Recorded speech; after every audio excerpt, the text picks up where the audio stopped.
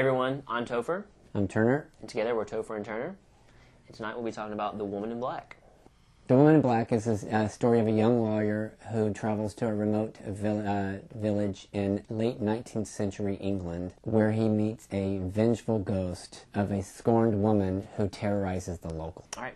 Obviously, the main character, if you haven't seen the trailers, is Daniel Radcliffe from the worldly popular series Harry Potter. Now, unknown trivia is the guy that plays James Potter, Harry's dad in the movie, Adrian Rollins, played in the original Woman in Black, 1989, as the same character that Daniel plays. And another trivia you may not know is the little boy in the remake with Harry Potter, Daniel Radcliffe, is actually the godson of Daniel Radcliffe in real life. So that's some unknown trivia to talk about. As far as the key actors, actresses, there's mostly unknowns.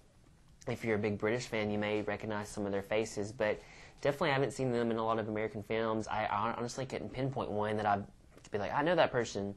So it's just really Daniel Radcliffe makes the movie, and The Woman in Black, who they don't really tell you who that is. So it's true. I love the movie. It's a ghost story through and through. If you love ghost stories, you're gonna like this movie. It's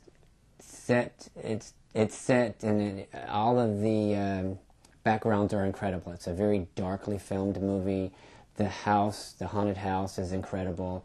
The settings, the village, all the locations are just spot on to me, which just really adds to the movie. All right, he loved it, and I love ghost movies, supernatural movies to an extent. I gotta say though, it's very childlike. You know, there wasn't any moments where I was like, "Oh, I'm so scared." There was times when the audience would scream, you know, but they're like kids. They were like 10 years old, and then the twist. There wasn't really much of a twist, so you just have to go see it because I'm not going to tell you. But don't go see it. Really, honestly, it's horrible. You know, it's like the first movie you want to take your girlfriend to go see, guys, and you want them to jump and scream and squeeze onto you. This movie is great for that, but you're not going to watch it for any of the quality. You're just going to watch it for that appeal. You know, get the girl close to you because she's going to be screaming, hooping, and hollering, and that's it because you're just going to be laughing watching her screaming. You're going to hate this movie. You know, you don't care about the movie if the girl's there. So that's what the movie's really about, is a date movie. You know, that's what it was this past weekend when we saw it. Because Valentine's Day is coming up, it's getting heavier, and it was just a bunch of couples, and then little kids in the front row that were screaming the entire time. Didn't help me like the movie anymore. I watched it twice, just so I give it another chance. And I will say this, it was a very cold movie, you know, it was set, and that may have helped the movie, because it was supposed to be haunted and creepy, and there's handprints on things and breath that you can see of the ghost and little footprints here. Oh my God, I'm so scared. But no, please don't go watch this, please. I totally disagree. And I'm not the only one, by the way. He just doesn't like this kind of movie, in my opinion. I love the movie. It was more than just kids screaming in the audience. I saw adults screaming. I saw a lot of things. There are a lot of scare tactics. The movie basically is nothing but scare tactics. There is a story where it's not safe to be under 10 years old. You see the Woman in Black pretty much from the beginning of the film, which I kind of like, so you know what's going on. But there are scares throughout. There are light scares where you're like, oh, okay, but then there are like really, really scares. There's a lot in this movie, and if you like ghost stories, you like haunted houses, you're going to like this movie. And it doesn't necessarily have to be a date movie. I thought the movie was incredible all the way around.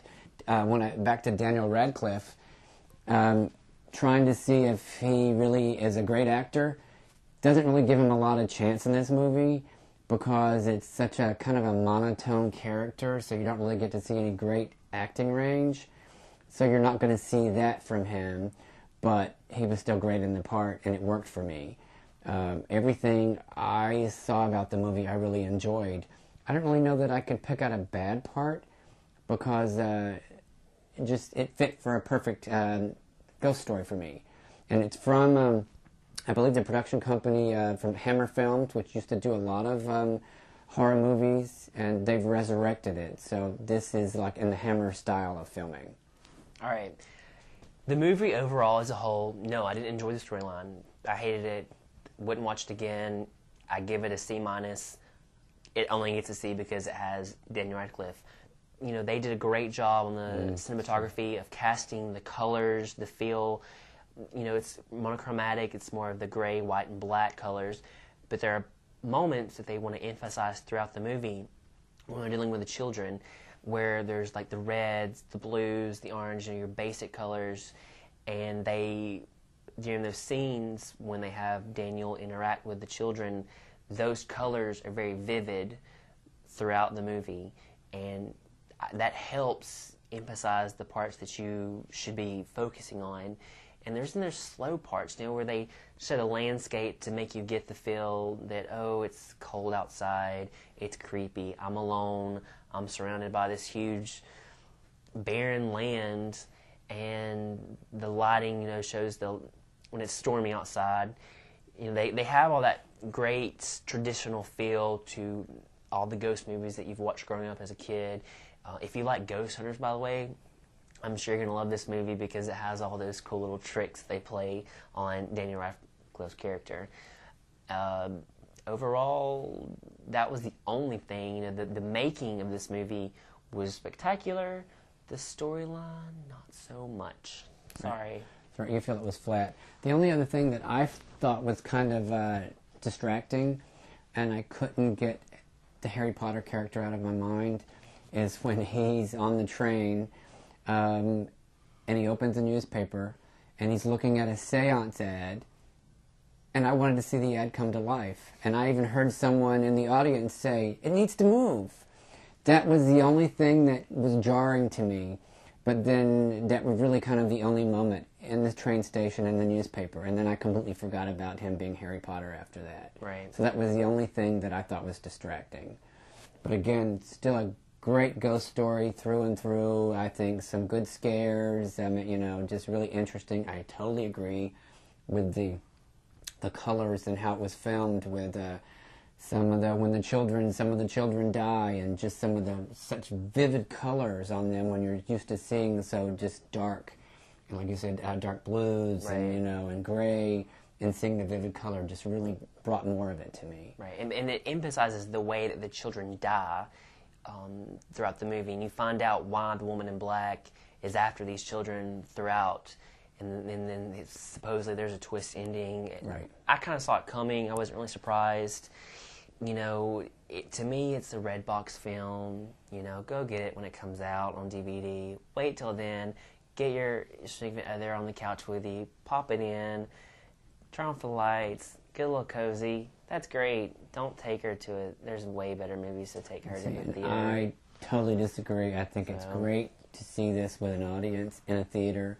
I think you'll get more of the scares and everything that way. It's just that, to me, it's a movie you should see in a theater. Well, thank you for joining us tonight. As you can tell, sometimes we don't agree on everything, and that's okay. Just go watch it or don't go watch it. And again, Topher at TNTOnlineReviews.com. Turner at TNTOnlineReviews.com. All right, join us on all of our media websites that we currently have out, and hopefully more to come. Again, DVD reviews, keep sending them in to us. We will eventually show them very soon, and we'll catch you guys later. All right, thanks.